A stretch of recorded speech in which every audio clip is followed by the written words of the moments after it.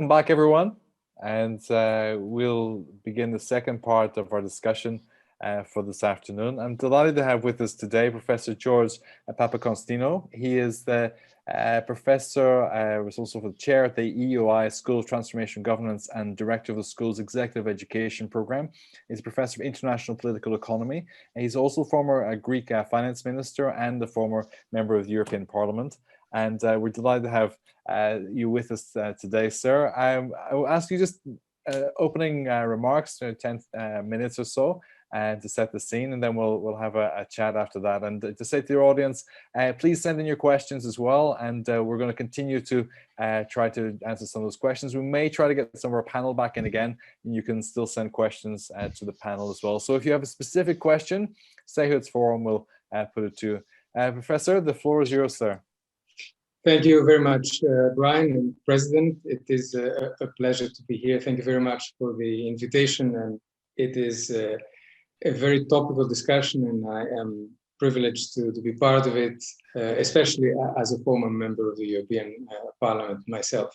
So I thought that I would start to sort of set a little bit the stage by recalling a great leader who unfortunately passed only a few days ago, Henrik Enderlein, the former president of the Hertie School in Berlin, and one of the strong European voices. And he would often say that there are three types of tensions that structure the European debate. That's the tension between the European and the national. It is the tension between open and closed societies, and it is the tension between liberal and illiberal democracies. Now, the reason why I mentioned those three is because when we think about cohesion policies, and we think about how cohesion policies started back in 1988 and how they have developed, and if you read the texts in terms of promoting and supporting overall harmonious development in our EU member states, in effect, it's a way to build a Europe that protects. And I think we never understood the true meaning of this sense of the word, of the expression of Europe that protects until now, until we were hit with the COVID crisis, where it became a question of life and death, not just of economic and social well-being, but the difference between being able to survive with one's family or unfortunately perish in the pandemic. So, of course, therefore, cohesion matters. It matters socially, it matters economically, and we have come to see through successive economic crises that it very much matters politically as well. So, previous speakers, and Mikkel in particular, talked at length about the policy response to COVID. I would like to simply highlight a few of those elements because I think it's a good start to our discussion. We have all seen the numbers. So it is unprecedented in size. And here, let's be careful. Let's not only count what is at the EU level, meaning the 1.1 trillion at the multi-year financial framework, plus the 750 billion in terms of next generation EU, but to that should be added the 2.5 trillion which is that at the national level, the response at the national level, which has been facilitated by the changes that we've seen from European institutions, for example, the relaxing of the fiscal rules. And I say we should add this too because that's when the comparison with, for example, the United States that many people are doing begins to make more sense. And that's where we begin to see that actually what we have put in place is fairly comparable in terms of overall effort. And one could also argue is probably better targeted than what we're seeing, at least in parts, in the US response. The second is that it is, of course, unprecedented in terms of the fiscal tools and the governance that is put around the new package. This is not the first time that the European Commission is borrowing in markets on behalf of the member states, but it has never done so in these kind of numbers. The size of the presence of the European Commission in the markets and the kind of amounts that it's trying to draw is unprecedented, as is, of course, the new discussion that we have opened about new owned resources that will underpin all this effort move forward. And the third is it is unprecedented in terms of scope, because this is not just about recovering. We have discussed already the twin green and digital transition. What is perhaps an element that is less discussed, but it is very much present in the design, is the social dimension. It is a very important part in all the national recovery plans, not just green, not just digital, but also maintaining, deepening, improving, rebuilding a social safety net that is central to the European social model. And in that sense, the twinning of investments plus reforms, which is at the core of what we're seeing, is very important. So it is fair to say that this time is different. This is an issue that was already raised. And it is different for three distinct reasons. The first one is that we are faced with a different type of crisis. If you look back at the Eurozone crisis, it was very easy to pit creditors versus debtors and to have a moral narrative of countries that did it all wrong and therefore need to be bailed out on very stringent conditions. Now, clearly, this is now an exogenous shock, which has hit all of our countries. It has, therefore, the shock was symmetric in how it hit. It is, of course, asymmetric on its implications, depending on the strengths and weaknesses of countries, both in their economic structures and also in their fiscal positions. But certainly, the moral hazard narrative is no longer there. So the crisis is different. Secondly, we have since the great financial crisis, we have come to a new understanding of the appropriate macroeconomic policies for crisis. We have taken a step back from an extreme reliance on austerity measures. We have come to understand how fiscal and monetary policy need to work together. We have come to a new understanding about the role of central banks. And this is not just in Europe, but it is broader. Therefore, I would argue that what is also underpinning the different policy response today is this new macroeconomic paradigm, which has evolved beyond Europe. And the third, of course, reason why the policy response now is different is because we have learned. Europe learns from its mistakes. Europe learns from policies that didn't work out the way they were intended to do. We realized in the Eurozone crisis that the extent of retrenchment that was asked from a number of countries, mine is an obvious one, was excessive. We realized that there were delays in implementation. And if you simply compare the time of reaction now with the time of reaction back then, it's day and night. The ECB, within 2 months, did what it took 2 years back in 2010 until we arrived at the whatever it takes statement by Mario Draghi. The Commission reacted, the European Council reacted and brought forward policies that broke ground in a few months, which is inconceivable if you think of what was happening before. So we are in a different policy environment. And we are in an environment where the concept, the notion of solidarity can again be discussed in polite company, so to speak, unlike back then when it was a bit of a dirty word. And we would not argue about solidarity, we would argue about economic self-interest to be able to get certain countries to commit to resources and to commit to have a more European approach, let's say, to the crisis. So how does one make what we have put together work? And here, we a few days ago, actually, we ran an executive training seminar at the European University Institute, bringing together member states, EU institutions, from the Council to the Commission and to Parliament, and external experts to discuss and look at the national recovery and resilience plans. And I have to say, it's actually impressive what is being built out there. The design of the national resilience and recovery plans at member states is pretty impressive. One could argue that member states, especially the ones that were in programs during the Eurozone crisis, have learned from the past. They have also themselves learned, not just at the European level, but the countries have learned how to build plans which are robust, which make more sense.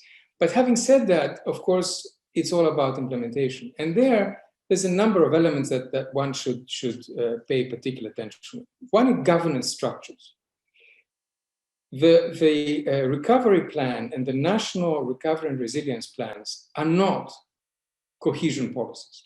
They go way beyond that. Even the fact that they twin investments and reforms and that the two are inseparable in implementation is a complete departure from what cohesion policies are. And therefore, they need new governance structures, a different, both at the EU level and at the national level. And I think this is understood at both levels. The Commission is building a new institutional governance framework to be able to deal with this, and countries are doing the same thing. The second is that you need to involve stakeholders.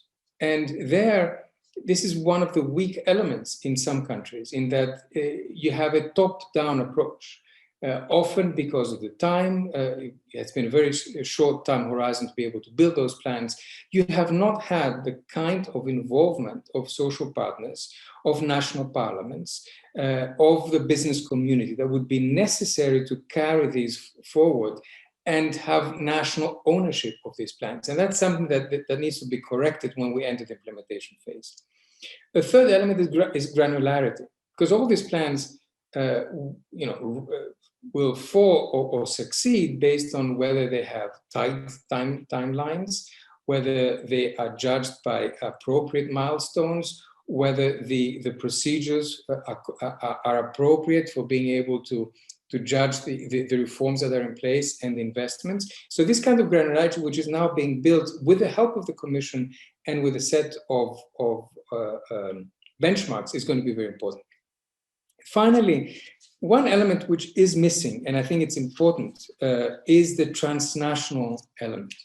The kind of spillovers, the element that goes closer to the notion of the European public goods, of which health is one, and that's how I will end up.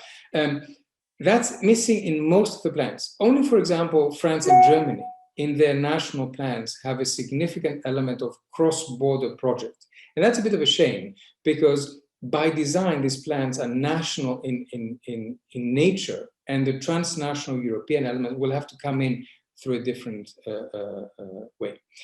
Okay, so moving forward, what will be the kind of factors that we need to be looking at in the post-COVID situation to make sure that all this is coherent? First of all, I think it's clear that we're all witnessing a rebalancing between state and market. COVID has, in a very real sense, brought back the notion and the understanding that national states and EU governance levels are very important in delivering basic services to people. And this was something that was almost getting lost in a rush to deregulate, in a rush to privatize, in a rush to give more space to market. So this rebalancing is going to be crucial to get it right without becoming too protectionist and too much reliant on the state to deliver services. The second is the revisiting of the subsidiarity issue. We realized collectively as Europeans that this is, health protection and dealing with a pandemic makes us revisit what we consider in a field such as health, which was national competence. Hence the discussion about the European Health Union. But here we have to be careful, because the aggregation needs to go up. So certain things need to go further at the European level, but certain things need to go further down from the national to the local level, because that's where you deliver health services at the regional and the local level. So this new equilibrium is going to be very important to get. And finally, it's the reconnection, and I will finish with this, between the European and the global agenda. I come back to the notion of the European public goods and the notion of the global public goods. And if anything, next to climate, health is it. I mean, a virus stopped the world. It's hard to argue that there is a global public good that is more important at the moment than health governance. And yet we see that in the ranking, let's say, of a number of policy areas, health governance has never had the importance that it deserves. We've talked about financial stability at the global level.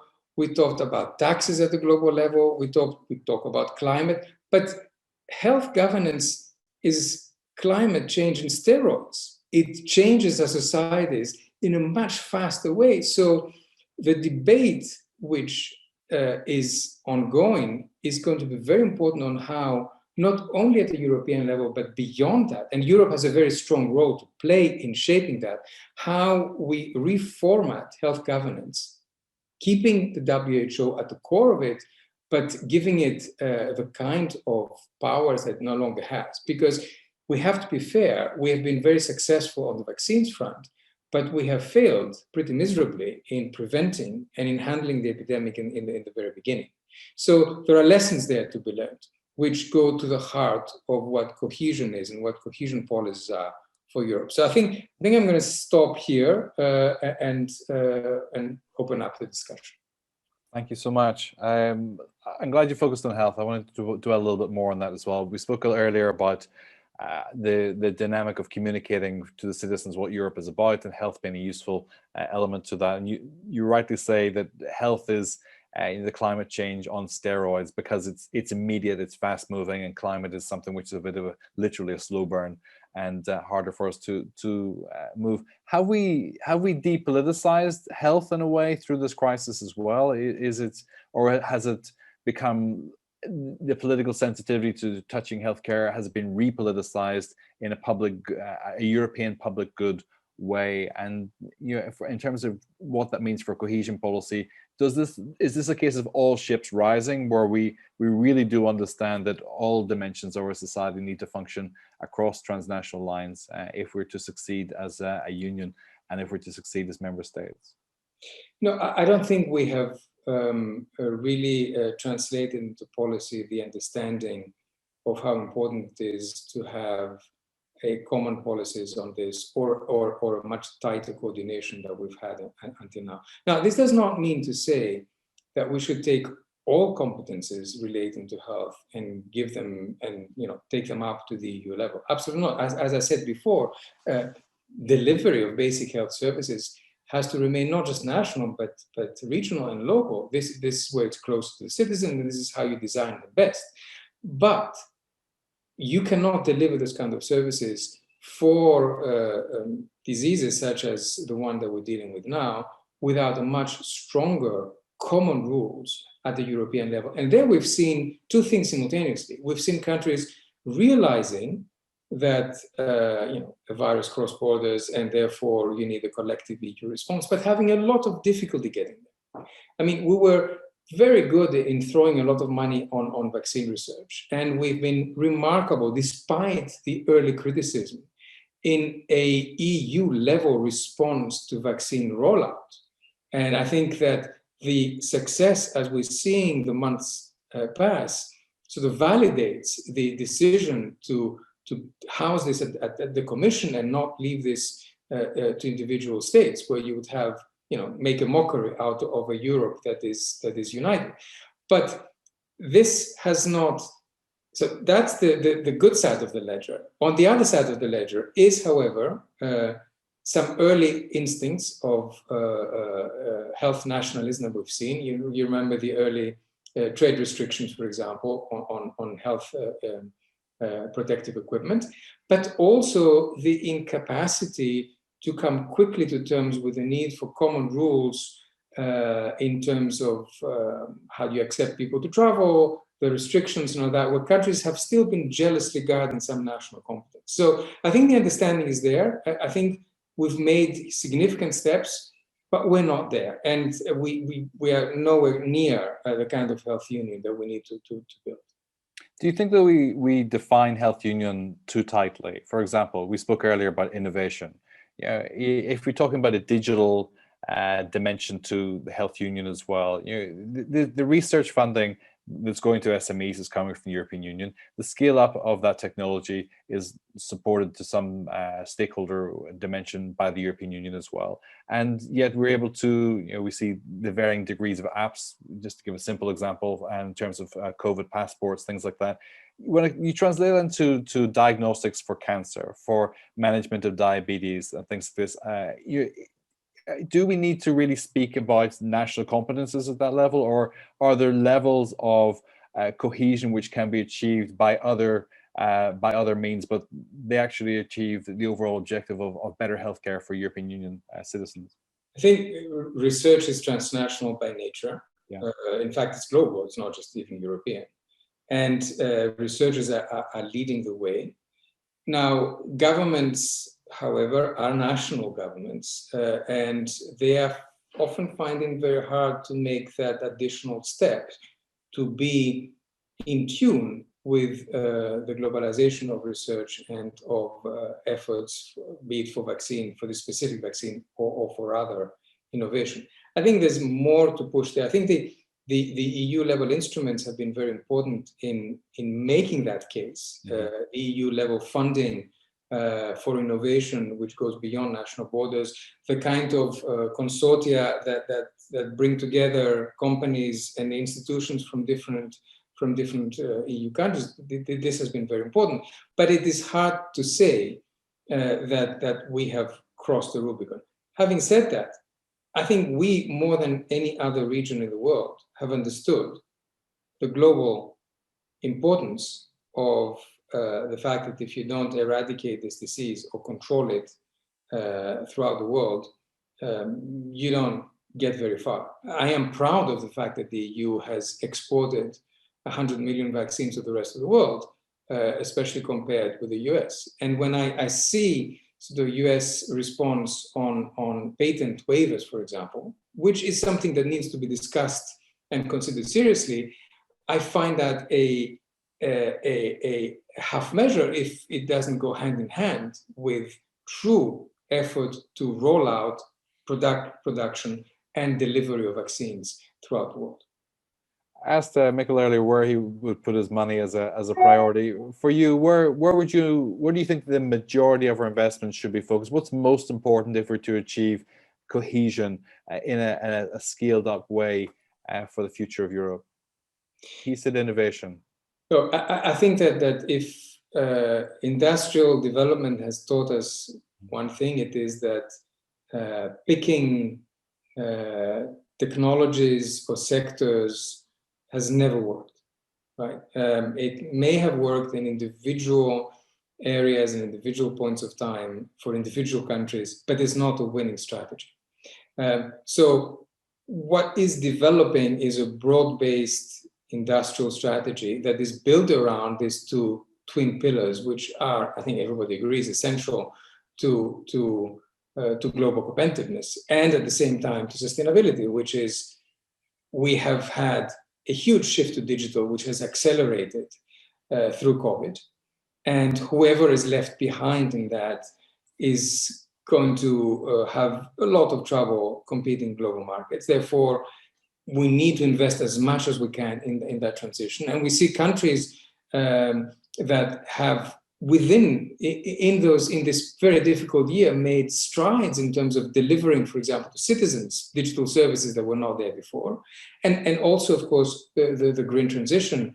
And they're beginning to see it finally in Europe as well as across as a comparative advantage in terms of investing. The dynamic returns of the shift to new technologies are beginning to be much more important than the static costs that we used to think about. So that transition in terms of very ambitious targets, a very coherent project at national level, I think are the ones that will underpin, not specific.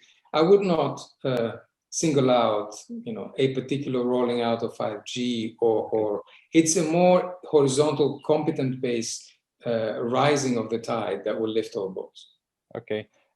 Also, just in terms of this window of opportunity that we have, we've moved away from austerity. We've stopped counting the exact cost to some degree of rising debt. Maybe that's just delayed for a reckoning another day as well. Will the tide change again? Is this a moment of lucidity where we're emotionally sensitive to what just happened, and so we're a bit more compassionate about how we manage our economy? Or will we go back to Mr. Friedman and his allies and find another path which will be perhaps less harmonious? I think it's important to say very clearly that the pandemic has not canceled the laws of economics. It has changed the environment, and therefore we cannot simply stop thinking about debt. We are exiting the COVID crisis with significantly higher levels of debt. These are sustainable because at the end of the day, debt sustainability is in the eye of the beholder. And at the moment, markets are looking at this in a very benign way. Interest rates are very low, and the ECB is doing exactly what it should be doing to keeping it that way. Now, whether we remember, public debt is never repaid; it's simply serviced, right? And it needs to be kept in check and reduced as a percent of GDP over the long term. But this depends. The mistake we made in the Eurozone crisis that we thought we looked at this by focusing on the numerator and not the denominator, because it is debt divided by GDP. And if GDP does not grow, whatever you do in the numerator, it's just not going to cut it. And now we're realizing that we need to give it a bit more time to get growing again, and that will be a benign way of keeping our debts to GDP in check and being able to service this debt. Remember that most of the deficits that we're racking up in these 2 years are one-offs. They're not permanent, which means that when we go back in 2022, deficits will very quickly go down again, because this extraordinary help at national level that was given to countries by national governments to keep afloat businesses, cash to individuals, cash to keep workers from being furloughed, etc.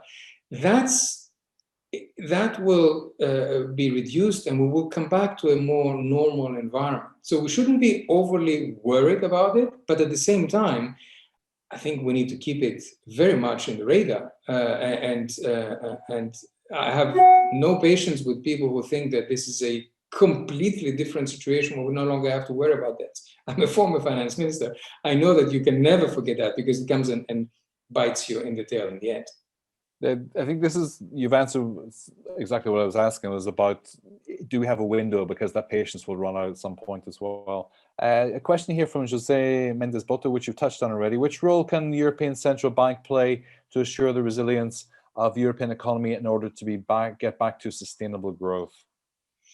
Okay, the ECB has done, as I briefly mentioned, in a few months, what it took it a couple of years to do in the Eurozone crisis. Now, to its credit, it did it because it was a different environment and different politics as well. Because the ECB is independent and should be independent, and its independence should be cherished, but it reflects also the political environment of the time. And the ECB is doing extremely well in continuing its asset purchase program, which has an end date, but that end date will depend on how the pandemic continues. Because at this moment, we see robust growth rates coming back in 2021 and 2022, but we don't know what the new variants will bring. We don't know whether there's going to be a third dip, as we had in, go back a year, we had different projections about when the recovery was going to start. We thought it would restart early, and then it was delayed. So, they're absolutely right in using this kind of wait and see attitude. But of course, the ECB cannot continue doing this forever. The ECB will eventually start to pull back and from its extraordinary measures. It will do it, as I believe, in a very orderly fashion that will not disrupt the recovery. And I think ECB is now much more in tune with what's happening in the rest of the world. It's much more in tune with the Fed. It's much more in tune with the Bank of England, that have very similar policies. I mean, this is not the ECB sort of going out on a wild ride. It is the ECB doing exactly what all the big central banks are doing around the world to make sure economies survive and come out of this. Okay, a question also from Sophia, and she asks, the professor mentioned WHO talking about the EU Health Union. Where does the ECDC have a place in this future strategy? Okay, we need to seriously talk about global health governance. Because what we have at the moment is is a system that isn't really functioning properly. That does not mean that we need to throw out the baby with the bathwater. WHO has served a very important role.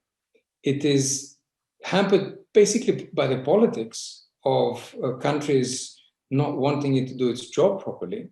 So it goes back to the politicians and to the G20 and to the G7 and to the blocs to basically give the WHO the resources that it needs, because the funding of what you have at the moment is a combination of diminishing resources at WHO level and increasing resources by all sorts of public-private partnerships, which is fine to resolve a particular issue, but it's not a sustainable system.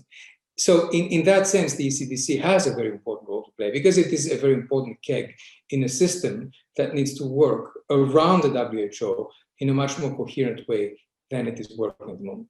Thank you. I'll just give you one more quick question here, and then I'm going to bring some of the other panelists back in again for a second. Lord Kirkhope of Harrogate. Timothy, good to see you online. And he asked, in view of the appearance of more bilateral agreements or arrangements between member states of the EU and some non-member states, you couldn't possibly be thinking of the United Kingdom there, Timothy. What effect could that have on cohesion, and how can it or should it be controlled? Do you have any opinion on that?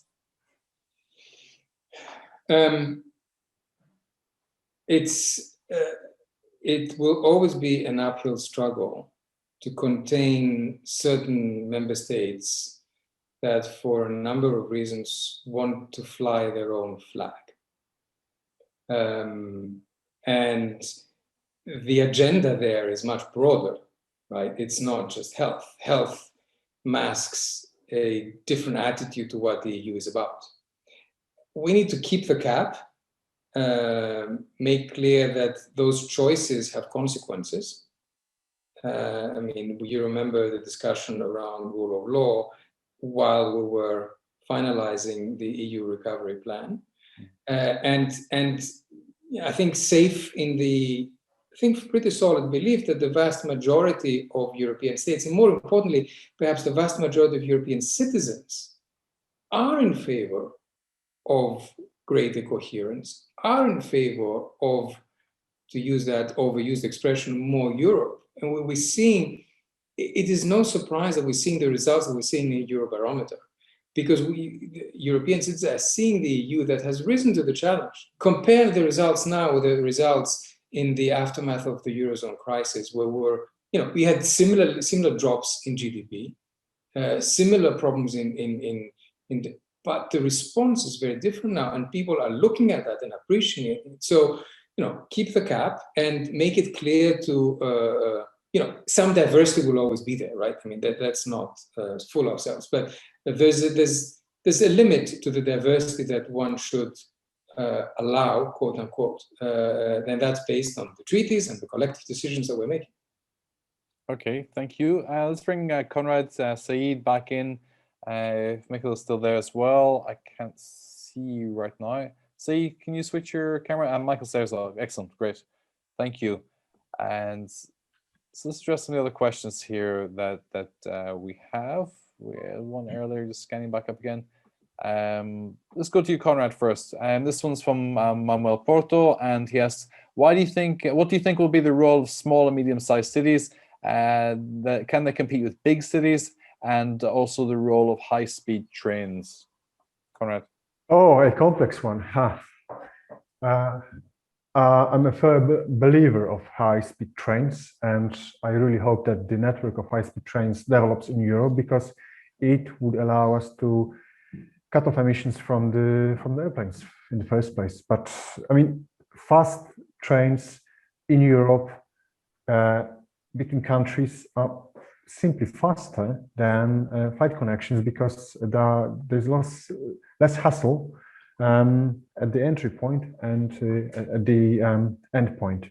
And the fast train travels you from the city center to city center. If you count all the time, you spend less time traveling on the fast train between Paris and Marseille, or Paris and Brussels and the Dutch cities than on the plane, and that's obvious. Maybe not the case Warsaw to Madrid. Then the airplane has the advantage. But Within the core of European nations, the fast trains are the answer for the public transportation on long distances.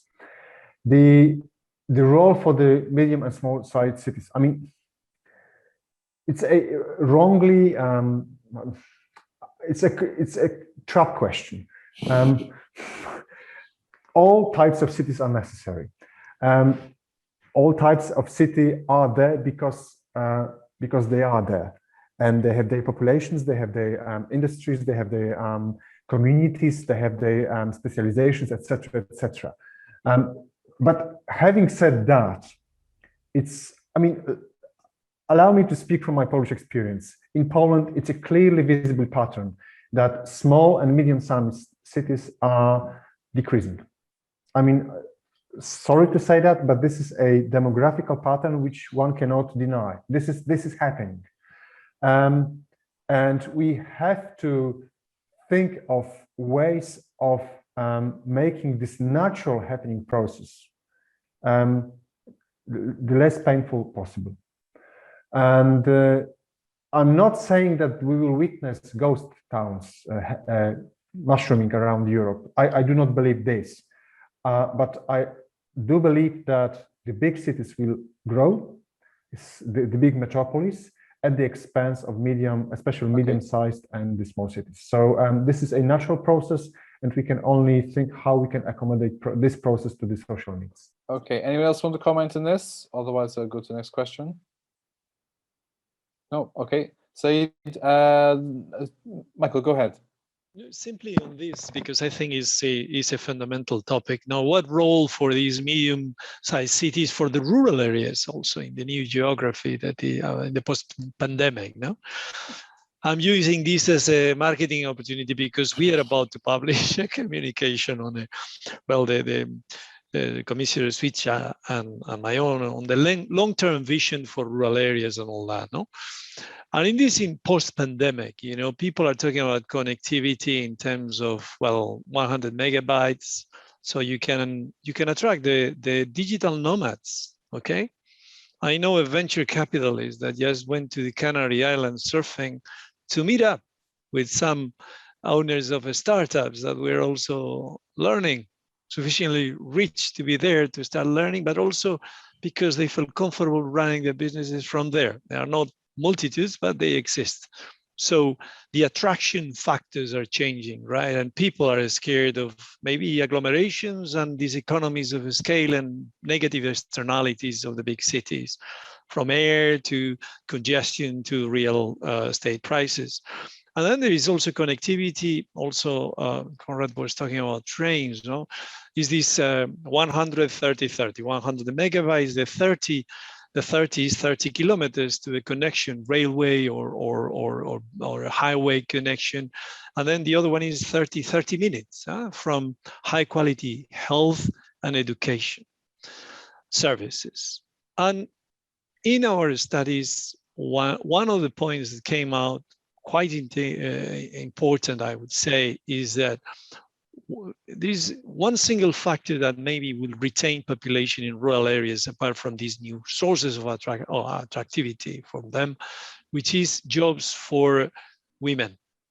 If there is more opportunities for women employment in rural areas and these conditions of connectivity and quality of service are fulfilled, maybe we can think of a different geography and a more harmonious territorial development.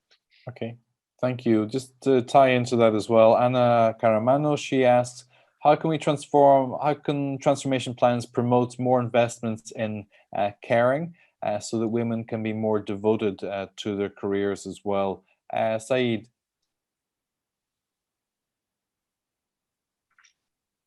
Well, I don't have the perfect answer to that, but as you know, the member states that have been drafting their national plans have the possibility to include a substantial part of their future investments into strengthening the healthcare system or address a wider number of social issues. So I think this can be part of the answer. So Yeah.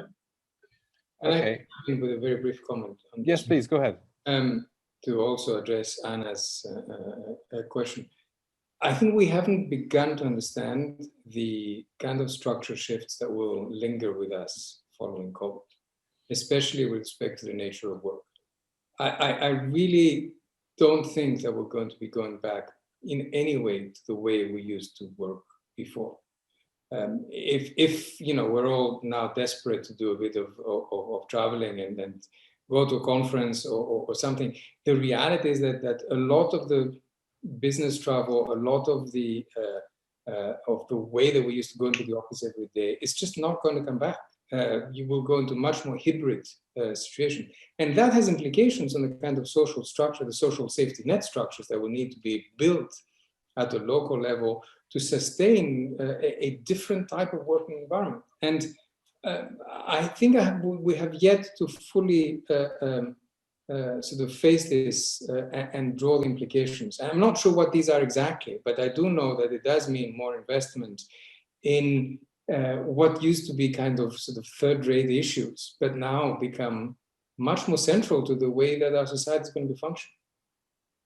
Just to add on to that, George, we touched very briefly on artificial intelligence earlier as well, and the Michael mentioned, I think it was a quarter of jobs are at risk of automation. That feeds into exactly that narrative as well. You know, we're dealing with the new normal, as we call it now, but there's a train wreck of an economic policy about to happen if we don't get a grip on the impact of artificial intelligence, what that means for a large number of people who will be without jobs potentially, and how the inequality that is likely to produce could wreak havoc on our social systems anyway. So, you know, how do you think we calibrate forward with that in mind as well? Are cohesion funds sufficiently robust or flexible to take on the challenge of automation AI? George? I'm a tech optimist, not a tech pessimist. And I do think that for all the jobs that are being destroyed, new types of jobs are being created. It just happen to be very different jobs in different ways. Are our cohesion funds and the investment sufficient to be able to address that? No, they're not. But this is not something that will be solved in a few years. And you know, you have to also think of the fact that, I mean, we look at the EU recovery plan as the alpha and omega of funds, but it's not. Remember, funds are fungible. So you know, if this allows countries to spend money in certain projects that they would have to do otherwise, it frees up resources to be able to reorganize, for example, their social services, because not everything is eligible under the recovery plan. Remember, these are permanent expenditures, for example, if you need to invest more in social care, are not covered by this, but you'll have more fiscal space to do it. Question exactly on this. Peter Christian Mullergraf asks, how can and will distortions of competition be selectively attributing funds to the union's recovery fund to undertakings be avoided? George? That's an important question, because in the beginning we saw that depending on the fiscal situation and the strength of countries, the response in terms of being able to support companies was very different. To put it bluntly, Germany by itself had half the loan guarantees throughout Europe to its firms, right? So it was right to relax state aid rules, but you have to be very careful that you don't end up with a migration of all economic activity to a few countries. So I'm all in favor of now taking a harder look of how much you're allowing countries to do there, to be able to continue rather to avoid that companies that could be very sustainable based in some of the smaller EU countries continue to be based and sustainable there rather than being gobbled up by larger companies that are in one of the stronger countries. Okay, thank you. I'm just going to note some comments here. I'm not sure the exact questions related to cohesion policy directly. John Boas, he said, with early warning signs from SARS and avian flu that economic wealth depends on human health, and COVID has underlined this need for a much larger collective international effort, and points to the need that we need to stop looking at health services as in silos and provide for the whole person. Are we ready and willing to take that challenge on?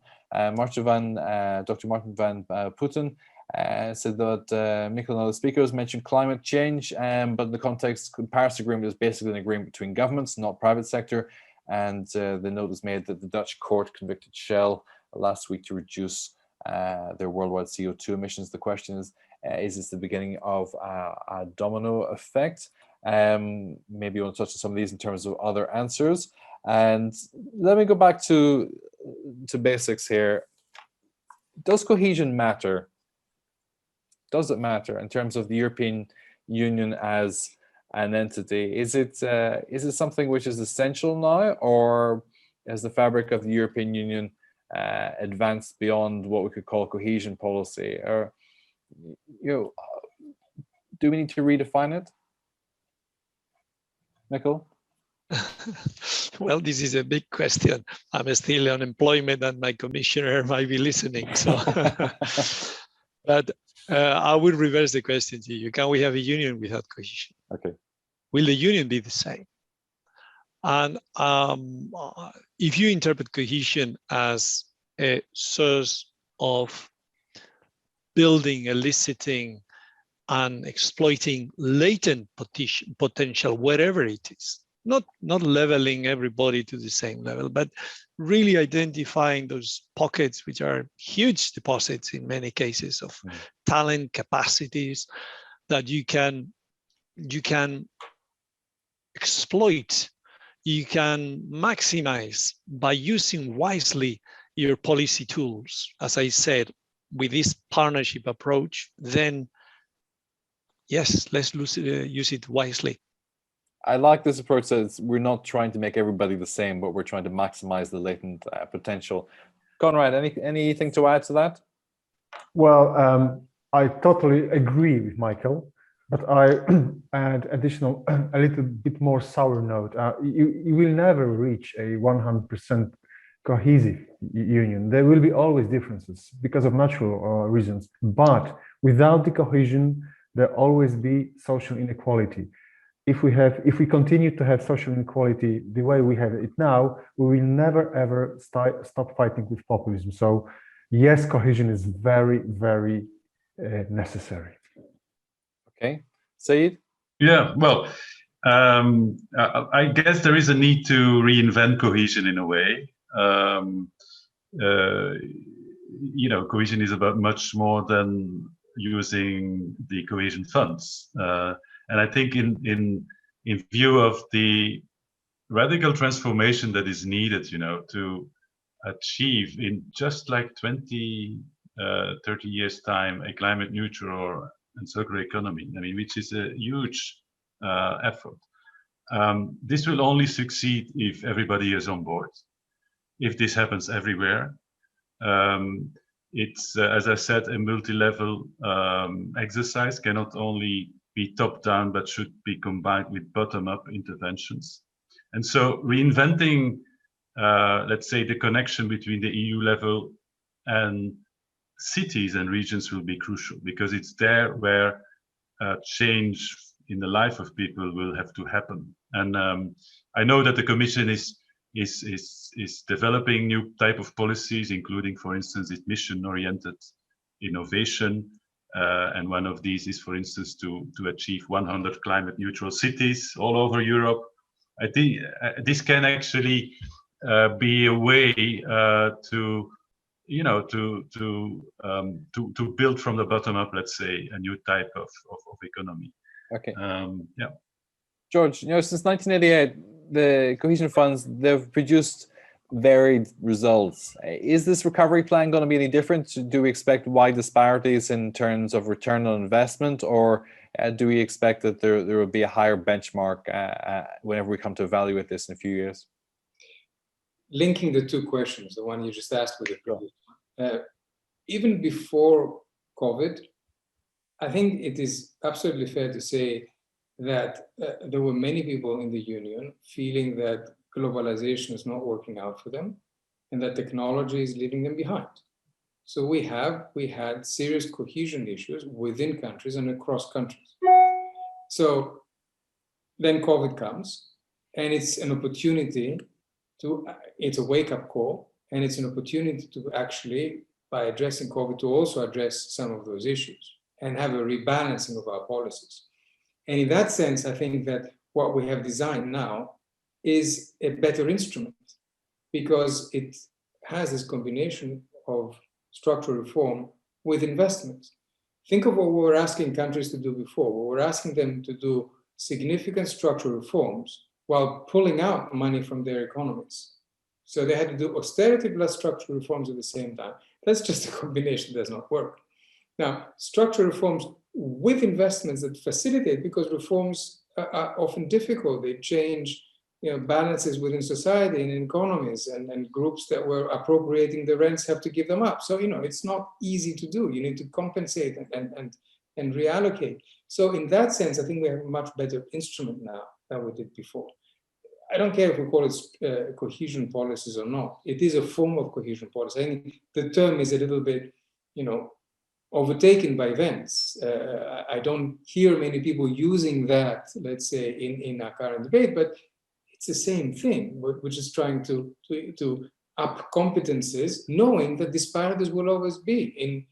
In a federal union like the US, you have states which are much higher GDP per capita than other states. So it's not going to be but until now, we have seen over the last 20 years, disparities increase, especially after the Eurozone crisis, rather than reduce. And that's something we need to address. But just as you mentioned about the United States, so the disparities within states and between them, it has led to a rise in populism, and we can categorize this in terms of those who are disaffected with globalization and how these wedge politics have driven the United States apart.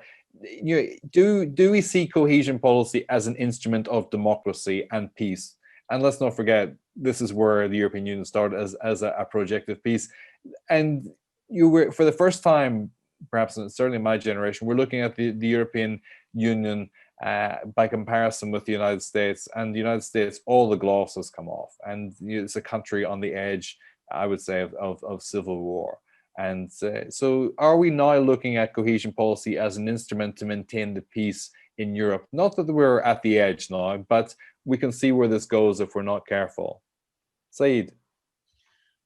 Well, yeah, in a way, this will be crucial. I mean, the point I want to make is that, again, this transformation is going to be quite radical, and in some regions that are relying on coal mine economy or energy-intensive economies and so on, we know that they will come into trouble. So what needs to happen is that we anticipate these things, that we make sure that these regions receive support, but not only in terms of money, but that they start today already thinking about an alternative economic development strategy with all stakeholders, local businesses, universities, local authorities, as well as the regions and the European Union. We need to explain to people what is the end objective and how to get there, and do it together with them. I think the co-creation element is a crucial thing, and that's why during this debate, we already emphasized the importance of this bottom-up approach. Combining this with the EU level, I think that's the way to go. Okay. Conrad.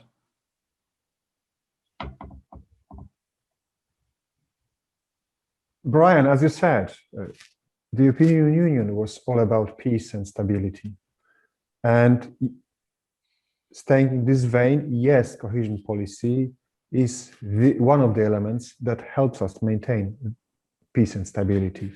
As I said earlier, I see cohesion policy as one of the main instruments we have at our disposal to fight inequalities in many different ways. And without lowering the inequalities, we will never achieve true political stability. I'm not predicting a civil war within the European Union. each country pitting against another, like in 40s of the last century, or like in like during the First World War. No, I'm not predicting this because this is too much, but I can see rise of the populism. I can see another and another countries falling under the populist rule, which may end up in a union breakup. I mean, imagine French populism taking over in France. I mean, this is a nightmarish scenario for me. Just imagine this one. So I do believe we can democratically and socially acceptable fight it with also with the tools of cohesion policy. Okay, Michael, just to continue on this, now I want to bring George in to reply as well. It's the transition fund. If we look at what happened to Macron when he decided that it was in the interest of poor people to pay more fuel tax to support climate change, which they weren't exactly enamored about. We need to upskill, and we need to ensure this transition takes place in not just a just way, but in a politically manageable way. And you mentioned artificial intelligence earlier as well. Do we need to focus on each of these crises that we see coming down the line with some form of transition fund to ensure stability and to ensure peace and the continuance of the European Union? Yeah, the short answer is yes, but I will call it anticipation fund rather than transition. When you go for transition, it's probably too late.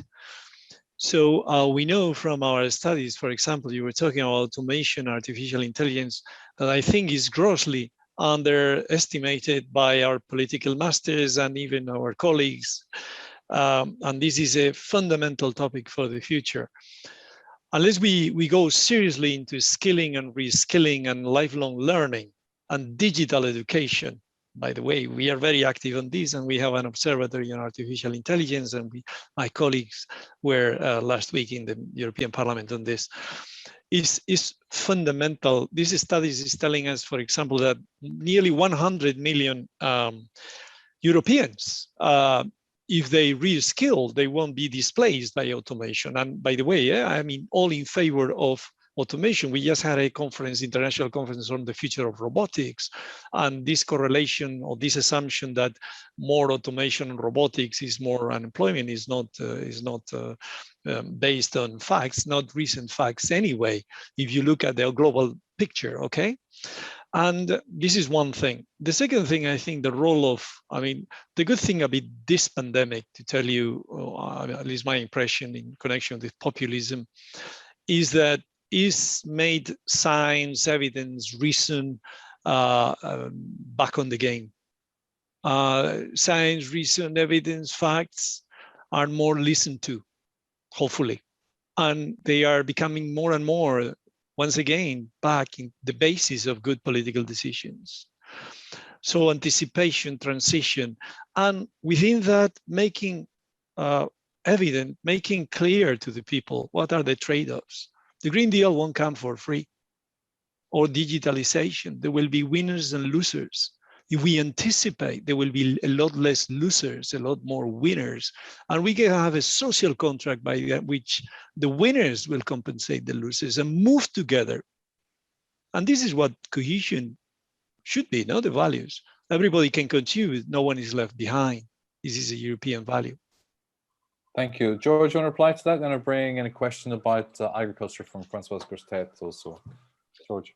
Yeah, discontent has clearly an economic root, but it doesn't only have economic roots. When it does, when it's due to job displacement or rising inequality, it's, yes, cohesion policies or whatever we want to call them have a clear role to play to bridge those gaps.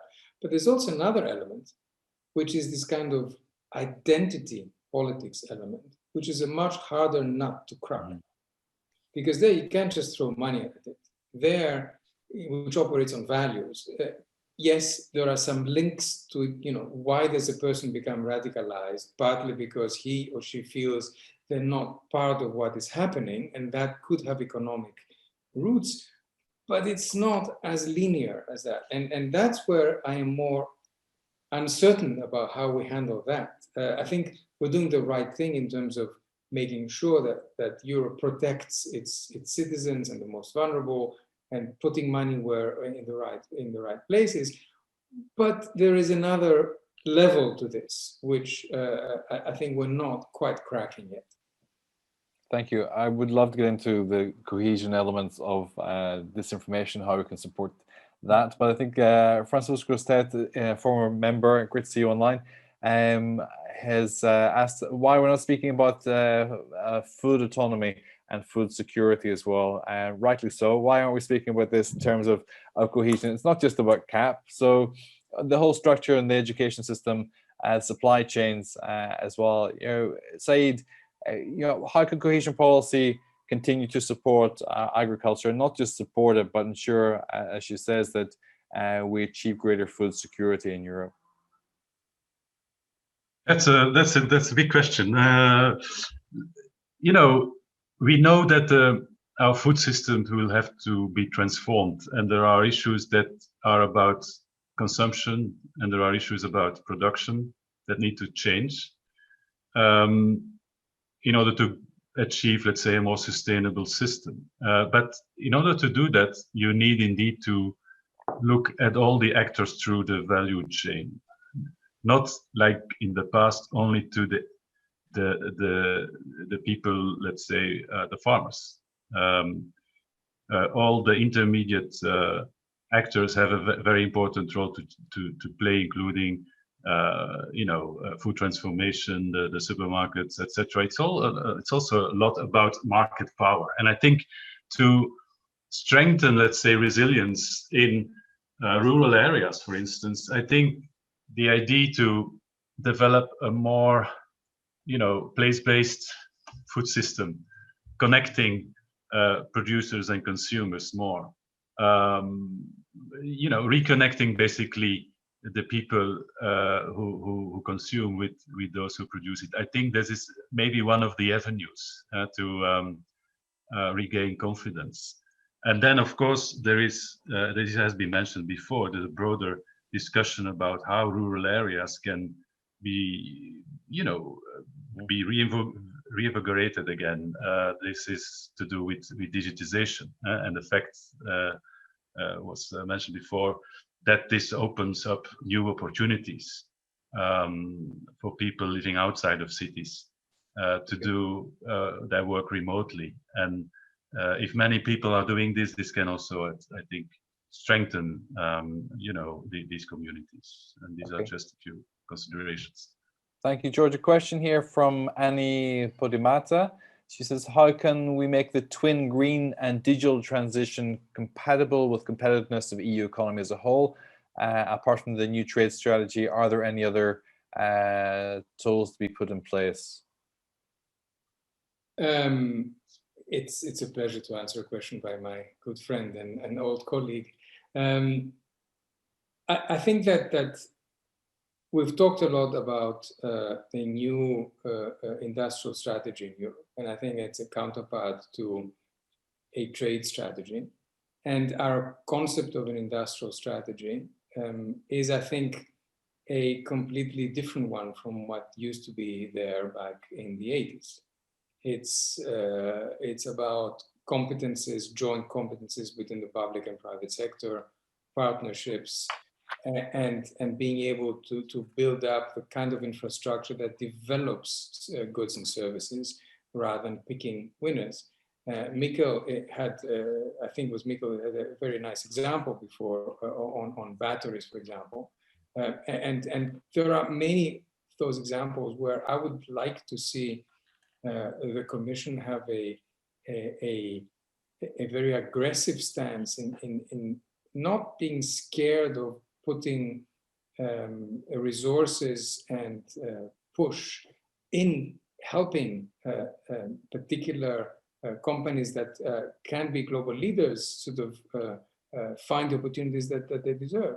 And there's a whole chain of issues from venture capital, where Europe has been woefully behind the US in being able to fund innovations, where we're only now beginning to sort of get this very delicate and difficult chain from the first seed, the angel investors and all that, to sort of somehow work with some public funding as well, to the broader moves that have to do with deciding what is a European champion, for example, and whether we will allow or not allow.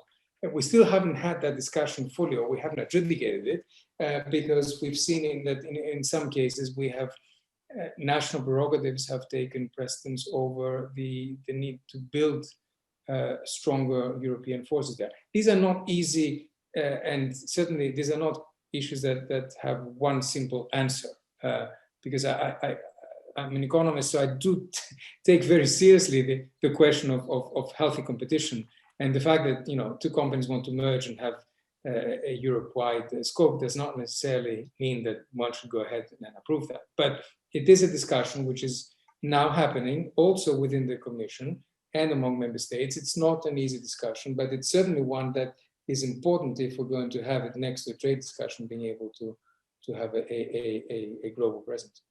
Thank you. We're coming close on time. So I want to ask each of our speakers just to literally a 20-30 seconds soundbite to wrap up. Then I'm going to give you a quick run through of my huge ream of notes here to summarize, and then we'll hand back to Hans-Gert for the final word as well.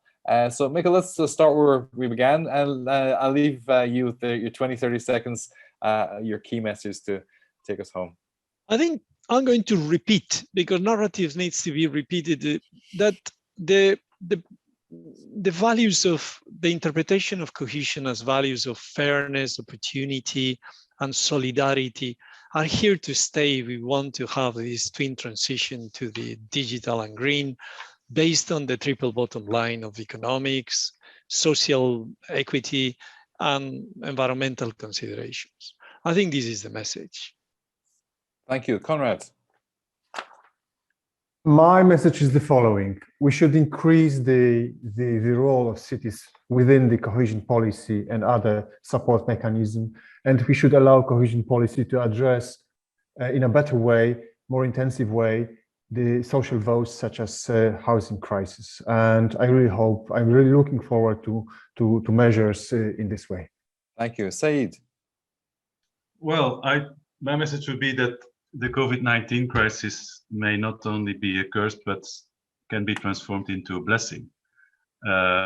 We need to use this momentum, this once-in-a-lifetime opportunity, to learn from what happened, and to really transform now our economy and our infrastructure in particular to be prepared for the longer term.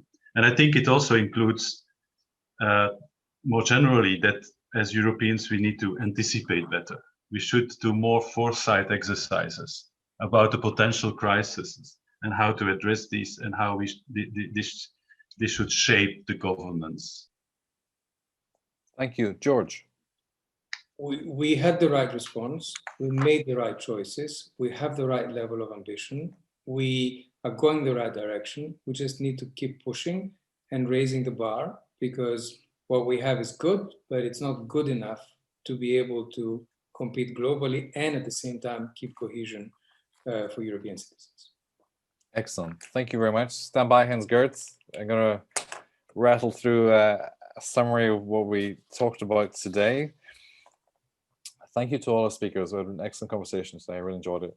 And Hans-Gert said that we have to be the architects in control of our own economies as well. Mikkel said that we got to deal with solidarity and fairness, and this is really, truly a different time. It's a crisis of demand and a crisis of supply, and it was a sudden crisis as well.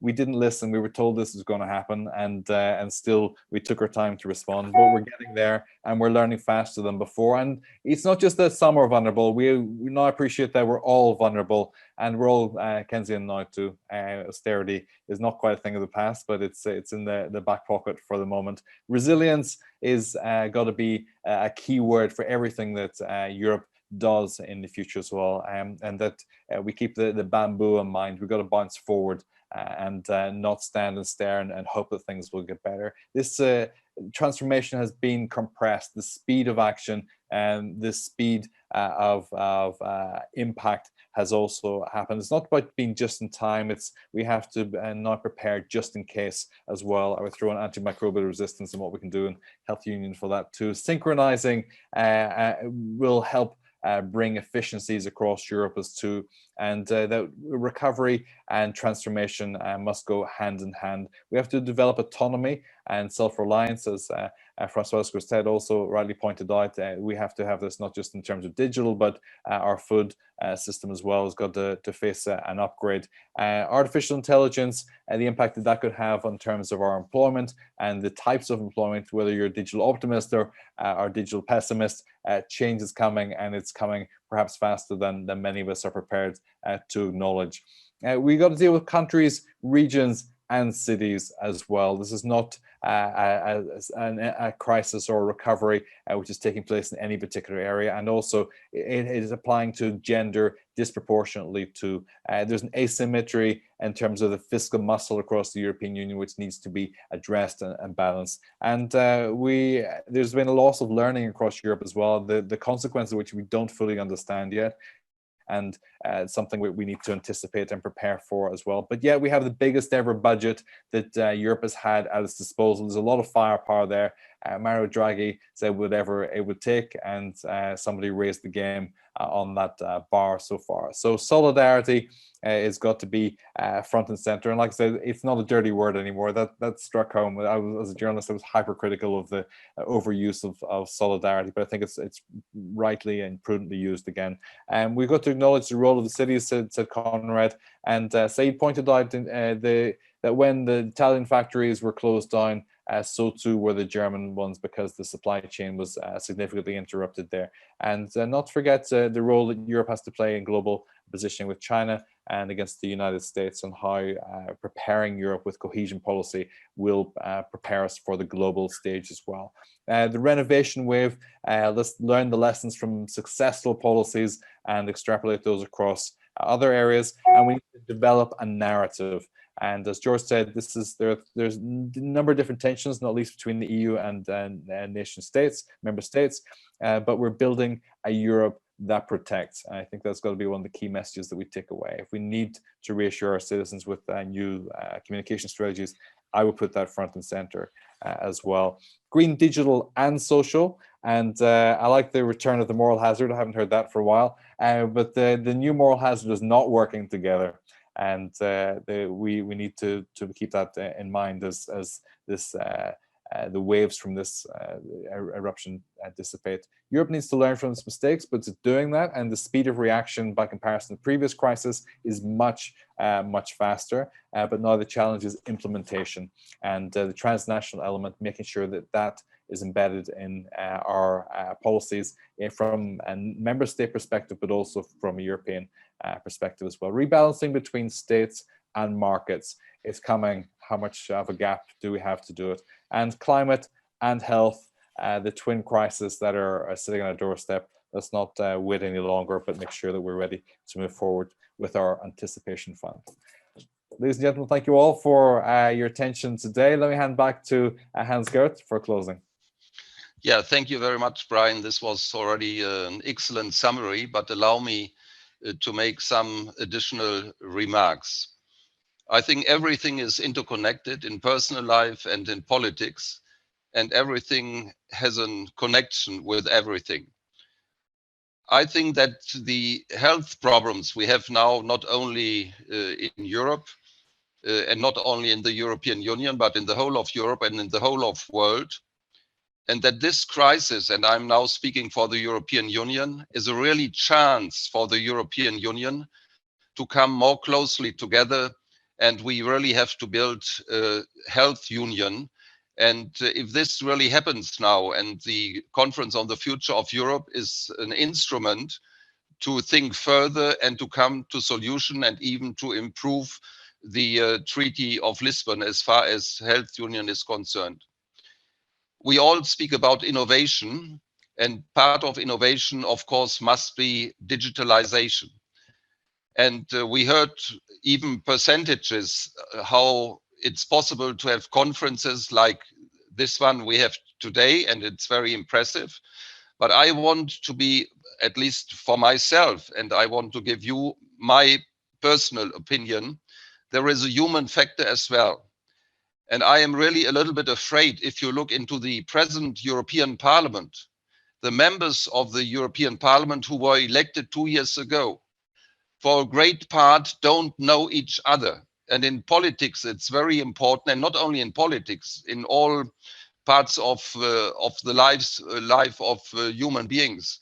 It's very important that people meet, because only when you meet, you can develop a personal relation and trust can be built. And so I think apart from this innovation, digitalization, the human factor is very important.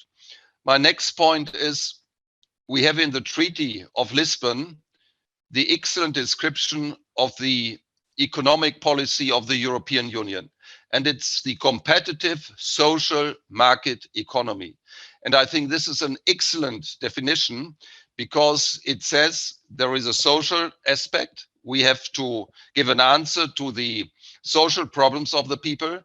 But this is only possible if you have a competitive economy. And I think we need to have this balance in the future, a competitive social market policy.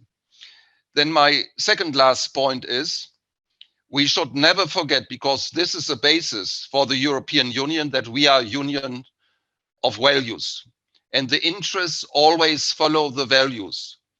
And with the competition we have, Brian, you mentioned in your summary, China, Russia, and others. I think the basis for everything is that we always in the European Union know that the dignity of the human being, that freedom, that peace, that the legal order, and of course the principle of solidarity and subsidiarity is a basis of what we are doing in the European Union. And my last point concerning considerations, and then I want to thank you, is that we now, as Europeans, have to use the time of President Joe Biden to become stronger. And we should not believe, as European Union, now we have President Biden and he is better than his predecessor, and we Europeans have not to make an effort concerning foreign policy, security policy, and defense. No, I believe just the opposite. Now we have to use these 4 years that the Europeans become stronger. We have to remain transatlantic, but we have to be more European, because we don't know what happens after President Biden. And now I want to thank all the panelists, and I cannot mention all the names, but it was very convincing. And for my generation, when I was in the European Parliament starting in 1979, I was a member in the first 5 years in the Regional Committee. And John Hume was a member who got the Peace Prize. He was a member of the Regional Committee as well.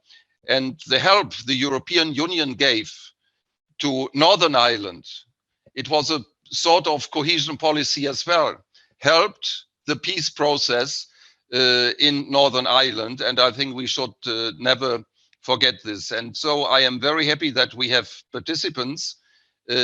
Two we heard from England. They are from the United Kingdom, from Britain. And if my list is correct, we have a friend from Scotland as well. And of course, the English are welcome, but the Scottish are very welcome as well. And so I greet our friends in Britain. I want to thank all the panelists. I did already. I want to thank Teresa Riera Madurell, who is responsible in our board for the relations with the foundations. Muchas gracias, querida Teresa. And she is on the list for re-election, and I think she will be re-elected tomorrow to our board. At least she will get my vote. So finally, I want to thank our moderator. He was not only a moderator, he was an inspiration as well, Brian Maguire, but so are the Irish. They are clever, they are intelligent, and they They are polite people as well, and we should never underestimate our Irish friends. So I thank everybody who took part in these two panels. Remain optimistic. Pessimists will never win. And so I remain optimist as far as the situation of the European Union and the future of the European Union is concerned, not because I'm naive, but by political conviction. And we have to be firm. And I have spoken to many colleagues in the past who saw that the European Union would collapse, and when the constitutional treaty failed, there even was a good European foreign minister from one country. I will not give you the name of this person, a very convinced European. He said the treaty, the constitutional treaty, is dead. And I, at that time, was chairman of the EPP, that means Christian Democrats, and ED, European Democrats, British Conservatives, mainly chairman of the group. And I said, Foreign Minister, how can you say this? The treaty is dead. We have now to try to that the substance of the constitutional treaty is in another treaty. And so we finally got the Lisbon Treaty, which I mentioned already. So let us remain optimistic, and I wish to all of you stay healthy. That is the only chance that we meet in the future again. And on this basis, I say thank you so much to everyone who took part in this very convincing two panels. Thank you so much. Thank you. Thank you.